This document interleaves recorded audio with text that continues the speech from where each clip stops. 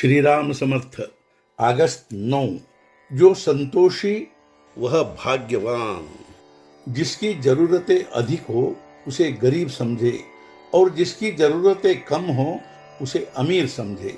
जो समझता है कि परमार्थी भिखारी होता है उसे अमीरी की सच्ची समझ ही नहीं होती। जो सच्चे संतोष में रहे वही सच्चा श्रीमान। हमें आधार है पैसे का जो आज है और कल नहीं होगा। अतः जहाँ नींव ही कच्ची है वहाँ इमारत कहाँ से पक्की होगी।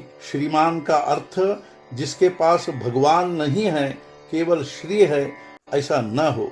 इसके बारे में धनिकों को सतर्क रहना चाहिए। वैसे सच कहा जाए तो संतोषी सच्चा पैसा, वही सच्ची अमीरी, वही सच्चा भाग्य और वही सच्चा ऐश्वर्य है। जिसको अधिक संतोष हो उसे अधिक भाग्यवान समझे। संतोष स्वयं हमी को प्राप्त करना होता है और कोई हमें संतोष दे नहीं सकता। वास्तव में संतोष जैसी कोई अमूल्य दवा नहीं है, वह नहीं मिलती इसलिए और दवाएं लेनी पड़ती है। चिंता मिटने पर अखंड संतोष, शांति और आनंद प्राप्त होता है। पहलवान जैसा दिखाई देने वाला एक आदमी था।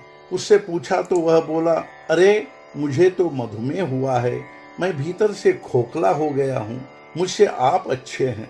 ठीक ऐसी स्थिति पैसे से प्राप्त होने वाले ऐश्वर्य की होती है। केवल भगवान की निष्ठा में संतोष है। वह राजमहल में तो है ही नहीं, लेकिन शायद झोपड़ी में भी न हो। असंतोष का रोग सभी को है, इसलिए रोगों की सूची में से उसका नाम ही निकल गया है। इन दिनों संसार में आधुनिकता के नाम पर बहुत सुधार हुए हैं, किंतु उनसे मनुष्य को संतोष प्राप्त नहीं हुआ है। जीवन सुखी होने के बदले मन में रात दिन बेचैनी बनी रहती है। यह कैसा सुधार? क्या व्यक्ति, क्या समाज?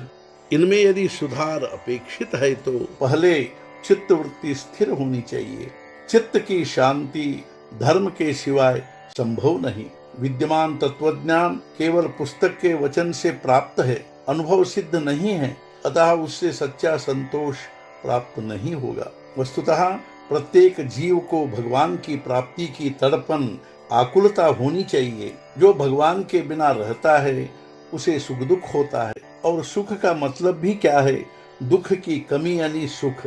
राजा से रंक तक सब कोई चाहता है कि उसे कुछ प्राप्त हो, यानी हर मनुष्य के यहाँ किसी न किसी बात की कमी है। लेकिन कोई यह नहीं सोचता कि आज जो मेरे पास कम है वह कल जब मेरे पास था तब भी क्या मैं सुखी था?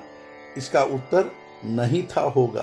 ताजी जलेबी कल्पना मात्र से यानी झूठ झूठ खाने के बजाय बासी जलेबी का प्रत्यक्ष टुकड़ा खाने से अधिक संतोष है। बुद्धि का आनंद उपाधि और कल्पना का आनंद है, जबकि भगवान से प्राप्त आनंद उपाधि रहित है। यह आनंद प्राप्त करने के लिए भगवान की शरण जाना चाहिए और निरंतर नामस्मरण करना चाहिए। बस यही एकमात्र उपाय है। आज का मुख्य विचार, नामस्मरण के कारण आनंद और संतोष का लाभ अनायास होता है, इसमें कोई संदेह नहीं। सद्गुरुनाथ महाराज की जय। जय जय रघुवीर समर्थ।